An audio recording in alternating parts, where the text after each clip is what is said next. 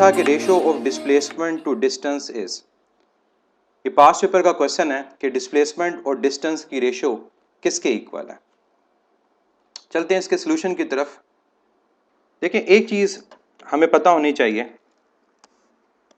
और वो ये है कि डिस्टेंस और डिस्प्लेसमेंट का आपस में रिलेशन क्या होता है। या तो डिस्टेंस डिस्प्लेसमेंट के इक्वल होगा,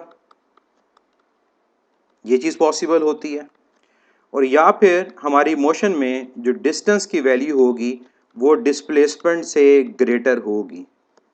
ये दो पॉसिबिलिटीज होती हैं, इसके अलावा और कोई पॉसिबिलिटी नहीं है कि जो डिस्प्लेसमेंट है वो डिस्टेंस से ग्रेटर हो।